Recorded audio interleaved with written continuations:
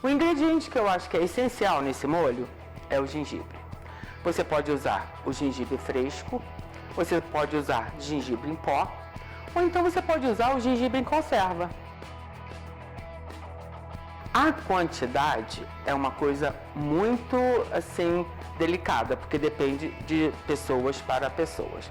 Se você não for tão fã de gengibre, não deixe de usá-lo, coloque pouquinho. Agora, se você for como eu, que ama gengibre, eu às vezes perco a linha, mas eu acho que fica maravilhoso. Eu prefiro usar o gengibre fresco, porque ele tem um sabor mais acentuado. Nós precisamos ralar o gengibre, ou então cortar em pedacinhos bem pequenininhos. A melhor maneira de você descascar o gengibre não é com uma faca, é com uma colher.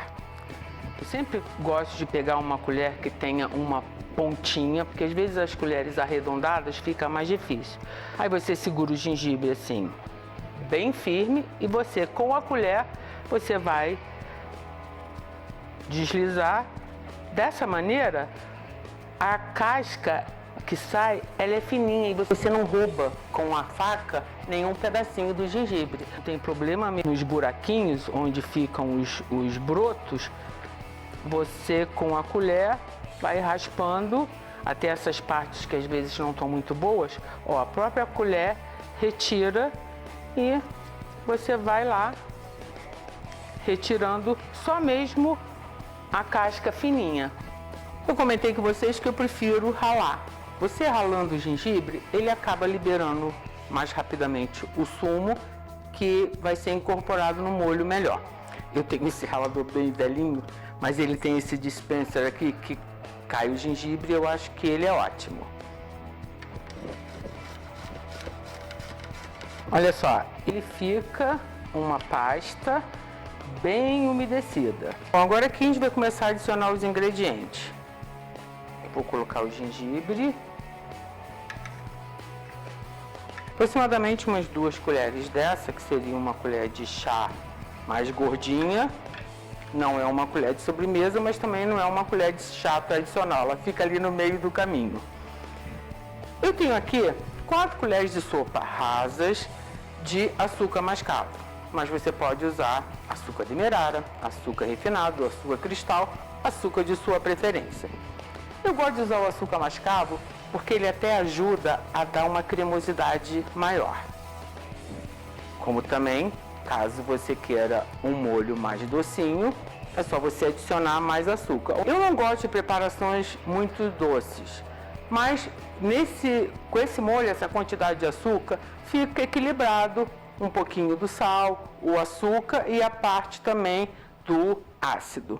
Outro ingrediente que nós vamos usar é o saquê culinário mirim. Eu vou usar 4 medidas dessa, que é uma colher de sopa. Então, 4 colheres de sopa.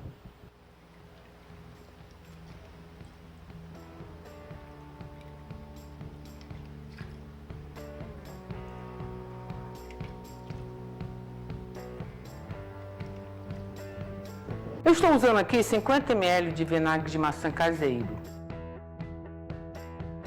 mas você pode usar qualquer outro vinagre. Eu gosto de usar esse shoyu, dessa tampinha verde, que aqui na embalagem diz que ele tem 30% menos de sódio. Outros tipos de shoyu que você encontra no mercado, não sei para vocês, mas no meu paladar ele é muito salgado. Então esse shoyu aqui, eu acho ele mais suave. Então, meia xícara de shoyu.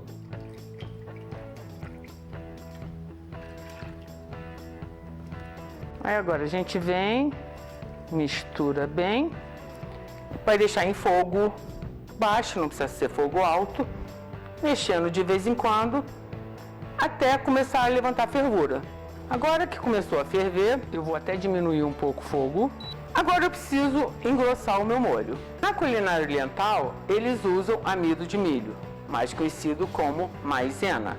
Eu tenho aqui uma colher de chá bem cheia. Vou usar 50 ml de água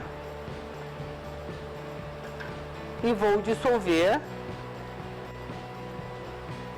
e colocar aqui no meu molho. Agora é só a gente mexer. Essa hora eu recomendo que você não deixe a panela sozinha. Fique mexendo constantemente até que ela comece a engrossar. A parte da textura do molho, eu deixo muito a gosto. Se você prefere um molho mais cremoso, você tem que engrossar por mais tempo. Eu não gosto nem muito líquido e nem muito espesso. Assim que eu começo a sentir que ele de novo começa a borbulhar e quando você mexe você sente uma certa resistência, para mim já está no ponto que eu gosto, porque depois ele vai para o forno ou ele vai para o fogo.